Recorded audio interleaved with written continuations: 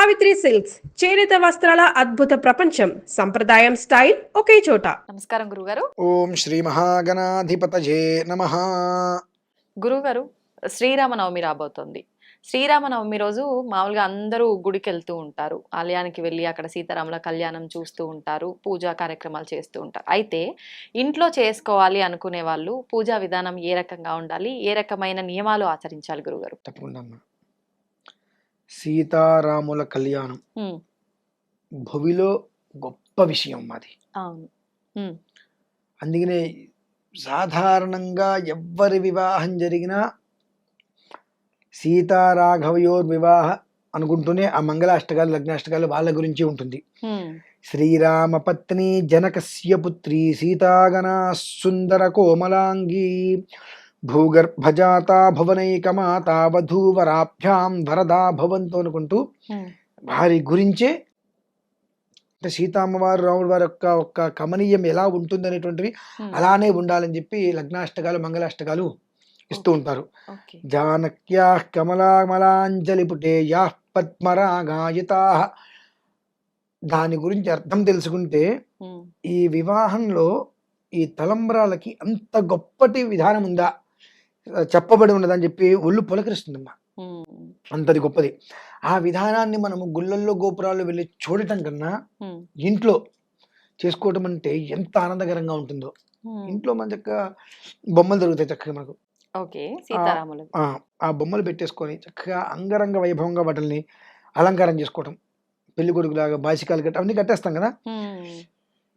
పచ్చకర్పూరం అనేటువంటిది ఇల్లు మొత్తం విషయమేనండి. ఎందువల్లంటే రాముడు వారికి విష్ణు అంశ కాబట్టి ఆయనకి అలంకారం అనేటువంటి చాలా ఇష్టం.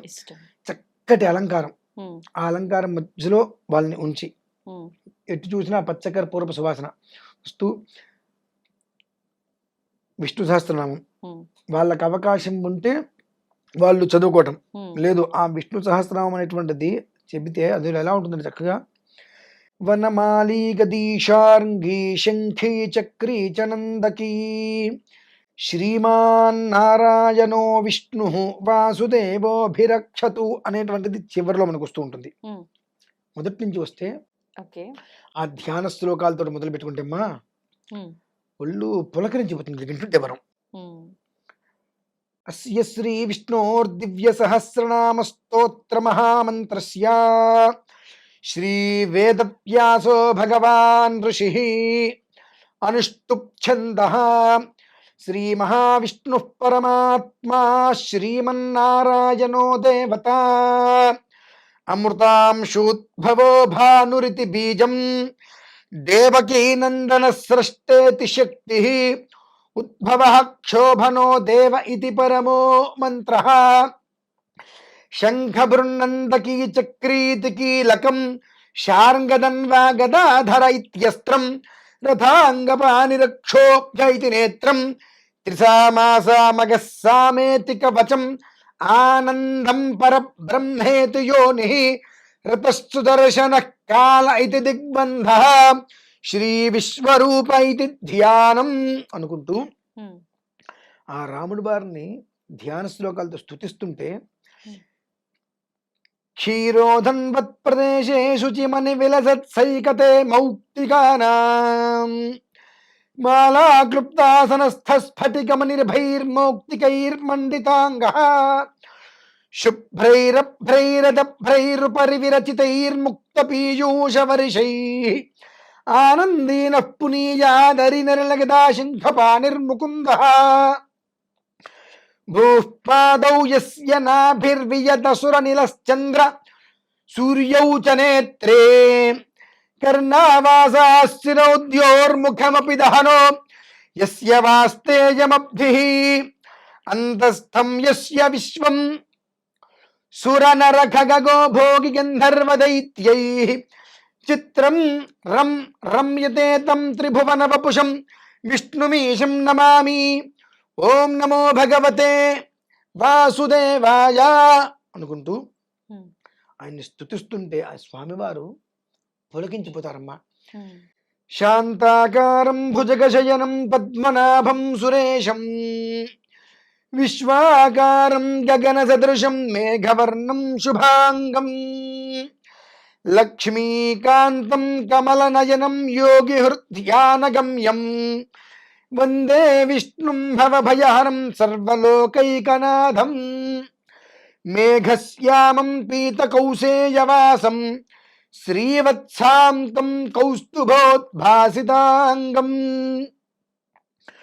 పుణ్యోపేతం పుండరీకాయతాక్షం విష్ణుం వందే సర్వలోకైకనాథం శశంఖచక్రం సకరీతకుండలం సపీతవస్త్రం సరసీరుహేక్షణం సహారవక్షస్థలశోభికౌస్తుభం నమామి విష్ణుం శిరసా చతుర్భుజం ఛాయాజాం పారిజాతస్య హేమసింహాసనోపరి ఆశీనమంబుదస్యామమాయతాక్షమలంకృతం చంద్రాననం చతుర్బాహుం శ్రీవత్సాంకితవక్షసం రుక్మిణీ సత్యభామాభ్యాం సహితం కృష్ణమాశ్రయే అనుకుంటూ విష్ణు సహస్రనామం మొత్తము మనం ఆ అరగంట సేపు 20 నిమిషాల సేపు వినలేకపోయినా ధ్యాన శ్లోకాలు అయ్యేంత వరకు కనుక విన్నట్లయితే అందులో మనం చెప్పబడింది ఇందులో మేఘశ్యామం పీత కౌసేయవాసం. మేఘం అంటే నల్లగా ఉంటుంది. రాముడి వారు ఎలా ఉండంటే నీల మేఘశ్యాములాగా నల్లటి శరీరంతో, అంటే ఆ ఛాయలు ముఖ కవలికలు అన్నీ కూడా అందరూ దింపేశారు ఈ శ్లోకాలలో. అంటే ఏదైనా శ్లోకాలు చెప్తున్నారని కాదు, ఆ శ్లోకం వెనకాల ఉండేటువంటి అర్థం అనేటువంటిది కొంచెం కొంచెం తెలుసుకోగలిగిన మేఘశ్యామం అంటే నీల మేఘశ్యాముడు, పీత కౌసేయవాసం శ్రీవత్సాంగం కౌస్తుభోద్భాసితం. కౌస్తుభం అంటే ఏంటి, ఆ చిన్న చిన్నవి తెలుసుకోగలిగితే అందులో ఆ ఒక్క మొదటి ధ్యాన శ్లోకాల లోపు రాముడి వారి గురించి ఆపాదమస్తకం కూడా అందులో చెప్పబడుతుందమ్మా. అలా విష్ణు సహస్రనామం మొత్తం వినలేకపోయినా వింటే అరగంట ఈ ధ్యాన శ్లోకాలను చక్కగా వింటూ ఆయనకి నమస్కారం చేసుకొని, ఇంకా సమయం ఉందనుకుంటే ఈ వనమాలి గదీశానికి చివరి 108 శ్లోకం వరకు అది విన్న తర్వాత మనకు ఉత్తర పీఠిక ఉంటుంది అందులో. అది వింటున్నప్పుడు అందరూ చక్కగా కేనోపాయేన లఘునా విష్ణోర్నామ సహస్రకం అని పార్వతీ అమ్మవారు చెప్పినటువంటి మహామంత్రాలు ఇవి వింటూ తలంబరాలు అమ్మవారికి చూపించి, అయ్యవారికి అయ్యవారికి చూపించి అమ్మవారికి వేసుకొని ఆ అక్షతులు శిరస్సు మీద వేసుకొని నమస్కారం పెట్టుకోగలిగితే సుందర సుమనోహరం అంటారు చూశారండి. ఎక్కడుందమ్మా సుందర సుమనోహరం? మనలోనే ఉంది, మన ఆలోచనలోనే ఉంది. మన ఆలోచన ఎంత సుందరంగా ఉంటే ఆ సుందర రూపం అనేటువంటిది భగవంతుడితో మన అక్కడ చేసేటువంటి అలంకారంలో కనిపించేస్తుంది. ఎందువల్లంటే మన మనస్సు ప్రశాంతంగా ఉంటే ఆ మనస్సులో ఉండేటువంటి కాంతి ముఖంలో కనిపించేస్తుంది. అది లేదనుకోండి ఎప్పుడు ఏదో ఒక దిగులు మనకు ఉంటూనే ఉంటుంది. ఆ అన్నీ పక్కన పడేసి నా తండ్రి ఆ స్వామికి ఆ వివాహం చేసే ఆ భాగ్యం నా చేతులార్చుకునే భాగ్యం నాకు కలిగింది నా ఇంట్లో అని చెప్పి ప్రతి ఒక్కరు ఎవరిని పిలుచుకుని వచ్చినట్టు చక్కగా అలంకారం చేసుకొని పచ్చకర్పూరం మొత్తం వేసేసుకొని అక్కడ చలిమిడి వడపప్పు నివేదనగా పెట్టుకొని విష్ణు సహస్రనామం తోటే మీరు మొత్తం వినండి, చేసుకోండి. చక్కగా తలంబరాలు పోయండి, ఆ అక్షతులు తీసుకోండి, ఎత్తి మీద వేసుకుని నమస్కారం తీసుకోండి, హారతి ఇచ్చుకోండి. అంతకన్నా ఇంకేం కావాలమ్మా? ఆలయాలలో చేసేటువంటిది మంత్రపూర్వకంగా చేస్తున్నారు. ఇక్కడ మీరు చేసేది విష్ణు సహస్రనామ మంత్రమే కదా, కాదని ఎవరన్నారు? హాయిగా అది చేసుకోగలిగితే ఆ ఒక్క కుటుంబము ఎంత ప్రశాంతతతో కూడి ఉంటుందంటే నీ మనస్సే ప్రధానం. నీ మనస్సుని నువ్వు ఎంత ప్రశాంతతగా ఉంచుకొని ఆ రాముడి వారి విగ్రహాన్ని నువ్వు తయారు చేస్తున్నావో ఆయన ఎంత అందంగా కనిపిస్తాడో, రాముడి వారు సీతమ్మ వారు ఎంత అందంగా కనిపిస్తారో నీ మనస్సు అంత అందంగా ఉన్నట్టే. ఆ రోజు నుంచి నీ కుటుంబం అలాగే అందంగా వస్తుందమ్మా. అంటే భగవదారాధన ఎందుకు చేయాలి అని అంటే నువ్వు భగవదారాధన చేసే విధానంతో నీ కుటుంబం ఎలా ఉంటుందో తెలిసిపోతుంది. మనస్సు ఎక్కడో పెట్టుకొని నువ్వు చేస్తున్నావా, మనస్సు మొత్తం భగవంతుని పెట్టి నాకు వేరే విషయాలు నాకు అవసరం లేదు, ఆయన ఉంటే చాలు నాకు అని ఆయన మీద నువ్వు పెట్టుకొని చేస్తున్నావా లేదా అనేటువంటిది ఆ పూజలోనే ఆ దివ్యమంగళ విగ్రహ రూపంలోనే మొత్తం కనిపిస్తుందమ్మా. కొన్ని విగ్రహాలు తీసుకొస్తాం, ఎలా ఉన్నప్పటికీ మన ఇంట్లో దానికి ఆరాధన చేస్తుంటే చక్కటి కాంతి వస్తుంటుంది ఆ కళ. అంటే ఆ కళ ఎలా వస్తుంది? నీ మనస్సును అనుసరించి నువ్వు చేసే విధానాన్ని అనుసరించి ఆ కళ వస్తుంది. లేదనుకోండి రాదు. ఇంక 100 సంవత్సరాలు చేసిన అలానే ఉంటావు. అలా కాకుండా మనస్సుని ప్రశాంతత చేసుకొని ఏమి వద్దు, చిరాకు లేకుండా హాయిగా ఆవిడ శబరి ఏం చేసిందంటే రాముడి వారికి ఆ పళ్ళు అనేటువంటిది ఏవి మంచి వైపు ఎంగిల్ చేసి ఇచ్చింది. అది ఎంగిల్ చేసి ఇస్తుందని చాలా మంది అంటారు.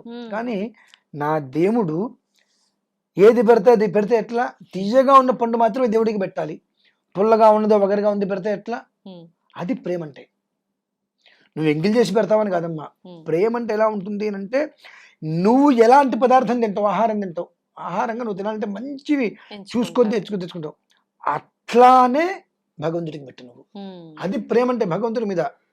భక్తికి ప్రేమకి చాలా తేడా ఉంటుందమ్మా. భక్తితో పూజిస్తే ఆయన ఏం రాడు, ప్రేమతో పిలుస్తూ వస్తాడమ్మా ఆయన. నాకు ప్రత్యక్ష అనుభవాలు ఇట్లా ఉన్నాయి కాబట్టి చక్కగా శ్రీరామనవమి చేసుకోమని చెప్తాను.